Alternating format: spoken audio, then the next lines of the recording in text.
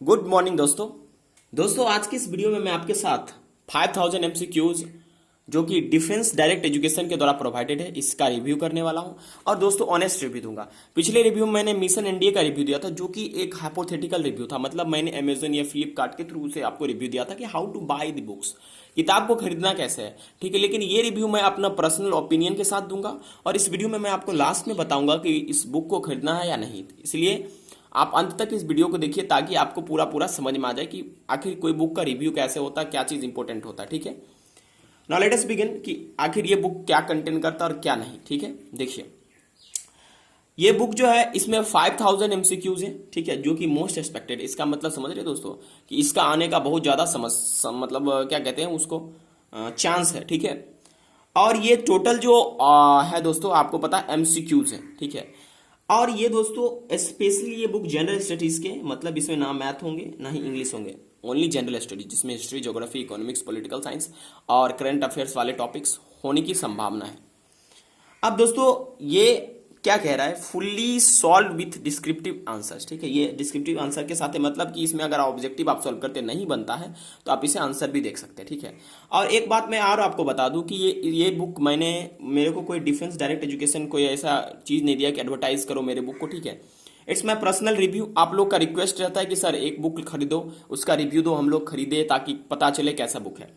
ये बुक किसके किसके लिए इंपॉर्टेंट है, ये बुक एनडीए के लिए, सीडीएस के लिए, एफकेट के लिए, टीए और आईएनईटी के लिए इंपॉर्टेंट है। ठीक है, और उसके बाद जो भी डिफेंस एग्जाम्स है उसमें भी इंपॉर्टेंट है। ठीक है, और यूपीएससी एग्जाम प्रोस्पेक्टिव इंपॉर्टेंट, हालांकि ये बुक क्लेम करती है लेकिन इसका लेवल क्वेश्चन का उतना नहीं है यूपीएससी लेवल का। फिर भी जो स्टैंडर्ड स्टूडेंट का, सिंपल स्टैंडर्ड का स्टूडेंट है वो उसको इनिशियल स्टेज में तैयार कर सकता है।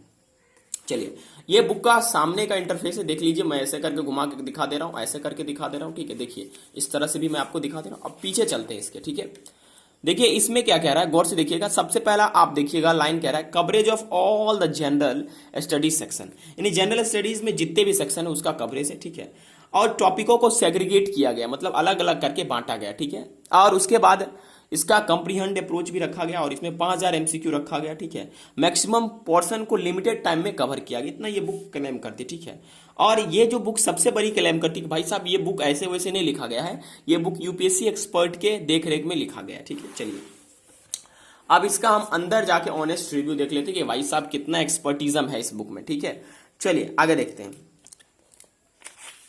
दोस्तों एक कहावत आपने सुना है कि book is better than false girlfriend. ठीक है, यानी कि एक किताब जो है एक झूठी दोस्तिनी से बेहतर होता है। दोस्तिनी आपको धोखा दे सकती है लेकिन किताब नहीं।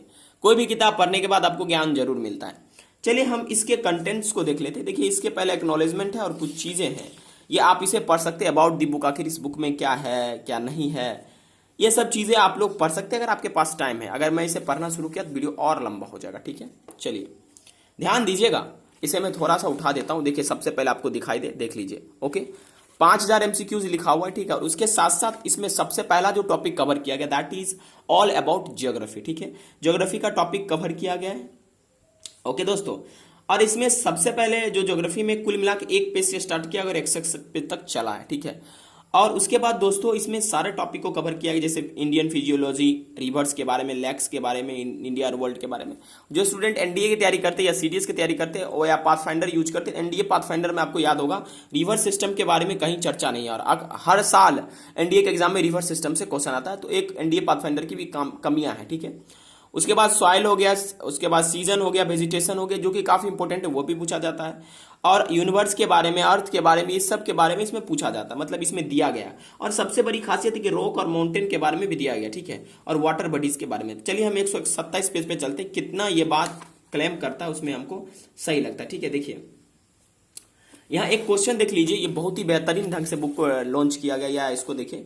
इसमें एक क्वेश्चन यहाँ गौर से आपको दिखाई दे रहा होगा। ठीक है, देखिए ये आपका जो है कुछ इधर इधर आपका जो है उसको क्या बोलते हैं हिंदी में, मरुस्थल, यानी कि डेजर्ट्स दिए गए वर्ल्ड के और उसका जगह का नाम दिया गया। ठीक है, देखिए अगर आप गौर से देखिएगा इसमें कई सारे डेजर्ट हैं, जैसे पेंटागोनिया जो डेजर्ट है दोस्तों ये आपका अर्जेंटीना में है, चाइल जो है वहां पर है। ठीक है, उसके बाद गिब्सन जो है, गिब्सन आपका ऑस्ट्रेलिया में। ठीक है, इस तरह से कई सारे ऑप्शन है। सोनोरन है, ठीक है, पेंटागोनिया है, काराकम है। ठीक है, तो ये इसमें अच्छा ढंग से दिया गया।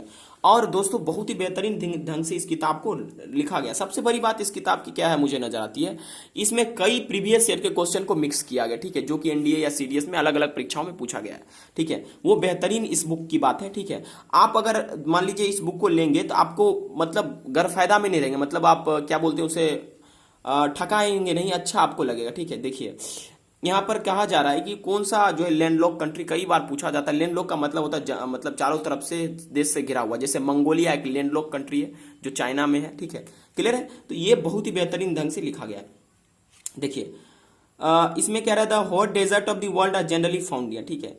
जो हॉट डेजर्ट होते हैं वर्ल्ड के कहाँ पर मिलते हैं, ठीक है, तो इक्वेटर है, डोल्ड्रम्स के बात है, हॉट लेटीट्यूड है, टुंड्राज के पास है, ठीक है। तो जाहिर सी बात है मतलब जो डेजर्ट हॉट डेजर्ट रहेंगे कहाँ मिलेंगे, आप ही जरा सोच कर देखिए, ठीक है। चलिए अब यहाँ पर कई सारे इसमें क्वेश्चंस को कवर करके लगाया गया जो कि बहुत बेहतर है, ठीक है। अब मैं आपको बताऊंगा इसको पढ़ना कैसे, इसमें बहुत बड़ा बड़ा बात है जो कि आपको पढ़ लीजिएगा तो आपको मतलब बहुत सारा क्वेश्चन का समस्या दूर हो जाएगा, ठीक है।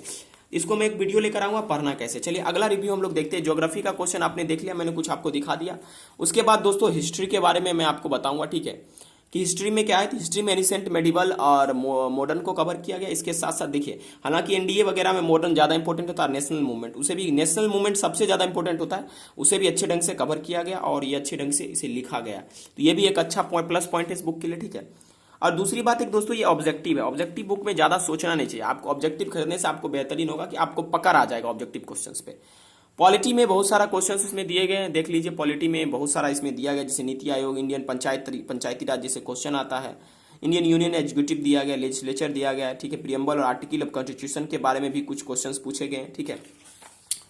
इसके अलावा दोस्तों आपका इकोनॉमिक्स भी क्वेश्चन है, केमिस्ट्री का भी है, फिजिक्स का भी और बायोलॉजी का भी है, सब अच्छे स्तर की है। तो अब मैं आपको ये बताने जा रहा हूं कि शुड आई बाइट, क्या हमें इसे खरीदना चाहिए या नहीं खरीदना चाहिए।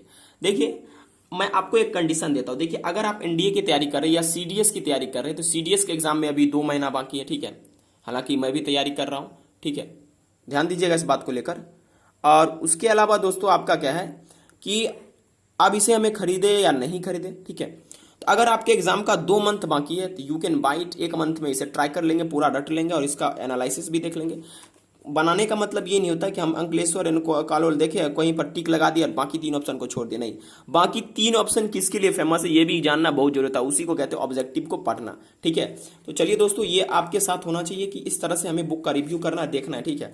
और दोस्तों एक बात और मैं बता दूं कि आपको ध्यान देकर इसे पढ़ना है। दूसरी बात इसमें देखिए सबका एक्सप्लेनेशन भी दिया गया, भाई साहब बाबर इस तरह से था, अकबर इस तरह से, बैटल ऑफ पानीपत जो है अकबर और हुमायूं के बीच में लड़ा गया था। तो अगली बार ये क्वेश्चन